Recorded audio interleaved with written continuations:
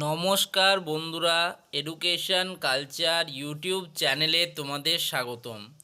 তো আমি তোমাদের বিভিন্ন সাবজেক্টের তোমাদের ইন্টারনালের সাজেশান নিয়ে ক্লাস কিন্তু আনছিলাম। অলরেডি ম্যাথের দুটো ক্লাস এসছে, তবে তোমাদের সেরকম স্বতঃস্ফূর্ত কিন্তু কি বলবো অংশগ্রহণ দেখতে পাচ্ছি না।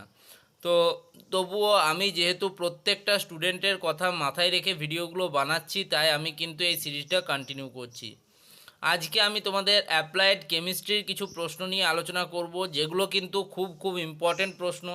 তোমাদের ইন্টারনাল এক্সামিনেশনে যে প্রশ্নগুলো আসার সম্ভাবনা অনেক বেশি। তো তার মধ্যে দেখো প্রথম প্রশ্নটাতে যাই, the effective number of Na plus and Cl minus each ion in the unit cell is. এই প্রশ্নটাতে কি বলেছে, effective number of Na plus and Cl minus each ion in the unit cell is. এর answer অবশ্যই তোমরা বুঝতে পারছো 4 হবে।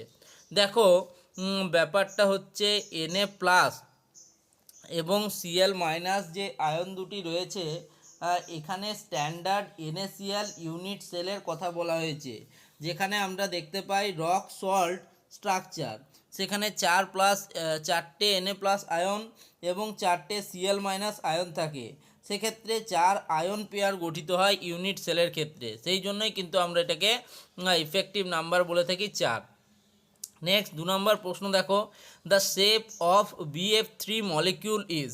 তো BF3 মলিকিউলের শেপ কীরকম হয় তোমরা প্রত্যেকেই জানো, ট্রায়াগোনাল প্লেনার হয়, ঠিক আছে, ট্রায়াগোনাল প্লেনার এই শেপটা কিন্তু হয়। তাহলে দেখো কি কি অপশান আছে, টেট্রাহাইড্রাল হয় না, স্কোয়ার প্লেনার হয় না, লিনিয়ার হয় না, তাহলে ট্রায়াঙ্গুলার যেটা রয়েছে এটাই হবে। এটা হয় কেন, মূলত সেন্ট্রালাইজ যে বোরন অ্যাটমটা রয়েছে সেটা আমাদের sp2 হাইব্রিডাইজ, তার জন্যই কিন্তু আমাদের ট্রায়াগোনাল প্লেনার যে স্ট্রাকচারটা রয়েছে সেটা হয় BF3 মলিকিউলের। নেক্সট 3 নম্বর প্রশ্ন দেখো, the element that doesn't show variable valency is. আমি ভালো করে দেখেছি এই 4টে অপশনের মধ্যে 4টেই কিন্তু নয়, তবে এর খুব কাছাকাছি আনসার কিন্তু নাইট্রোজেন রয়েছে। দেখো ক্লোরিন কিন্তু আমাদের ভ্যারিয়েবল ভ্যালেন্সি শো করে। একইভাবে সালফারও ভ্যারিয়েবল ভ্যালেন্সি শো করে। ফসফরাস PH3 PCl5 এগুলো কিন্তু ভ্যারিয়েবল ভ্যালেন্সি শো করে। তো তার জন্যই কিন্তু একইভাবে নাইট্রোজেনও করে থাকে, কিন্তু as per the state council থেকে যে উত্তরটা দেওয়া হয়েছিল সেটা হচ্ছে কিন্তু নাইট্রোজেন। নেক্সট দেখো 4 নম্বর প্রশ্ন, unit of electrochemical equivalent wait.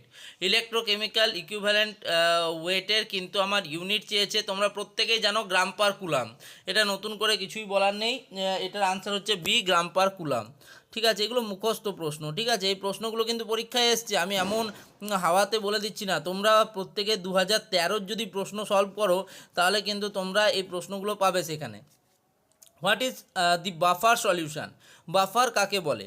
Buffer বলা হচ্ছে অ্যাসিড আর বেস সমতুল্য পরিমাণে থাকে, যার পিএইচ ভ্যালু 7 নিউট্রাল থাকে, সেরকম সলিউশনকে আমরা বাফার সলিউশন বলি, যেখানে আমরা একটা অ্যাসিড এবং একটা বেস পাবো। তো এটা তোমরা বুঝতেই পারছো, এর তোমার সলিউশনটা কী হবে, CH3COOH প্লাস CH3CONA, ঠিক আছে, CONA প্রত্যেকেই জানো। তো এই সলিউশনটা কিন্তু হচ্ছে একটা বাফার সলিউশন। এটাতে যদি সামান্য পরিমাণ অ্যাসিড বা সামান্য পরিমাণ বেস অ্যাড করি তাহলে কিন্তু এর পিএইচ ভ্যালুটা কিন্তু পরিবর্তন হবে।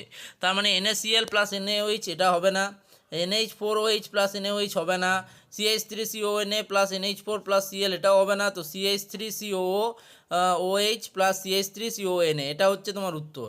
Next, which functional group is acidic. নিচের ফাংশনাল গ্রুপ দেখো, COOCH3 এটা অ্যাসিডিক গ্রুপ নয়, ঠিক আছে, NH2 এটা তো বেস গ্রুপ জানোই, CHO এটাও কিন্তু নয় আমাদের অ্যালডিহাইড, আর এটা হচ্ছে তোমাদের COOH, অপশান ডি এটাই হচ্ছে তোমাদের সঠিক আনসার। তো তোমরা বুঝতে পারছো এরকম প্রশ্ন কিন্তু পরীক্ষায় আসে, আমি হঠাৎ করে তোমাদের জন্য কোনো প্রশ্ন নিয়ে চলে এলাম আকাশ থেকে এমন নয়। এই প্রত্যেকটা প্রশ্ন তোমাদের ইন্টারনালের জন্য অ্যাজ ওয়েল অ্যাজ তোমাদের এন্ড সেমিস্টার এক্সামেরও খুব ইম্পর্টেন্ট। তোমাদের যদি বিশ্বাস না হয় তোমরা 2013 স্টেট কাউন্সিলের কোশ্চেন পেপার ডাউনলোড করে নিতে পারো, সেখান থেকে তোমরা কিন্তু বসে বসে সলিউশন করতে পারো। আমি তোমাদের সুবিধার জন্যই কিন্তু খুব ইফেক্টিভ যে প্রশ্নগুলো রয়েছে সেগুলোই তুলে নিয়ে আসছি। মনে হতে পারে তো আমাদের তো এখন অর্গ্যানিক পার্টটা নেই, তো কিন্তু এরকম প্রশ্ন আসতেই পারে, পারে। একদম সহজ প্রশ্ন যে ফাংশনাল গ্রুপ কোনটা অ্যাসিডিক কোনটা ক্ষারীয় এগুলো আসতেই পারে। তো এই ভিডিওটা এখানেই শেষ করছি, ধন্যবাদ।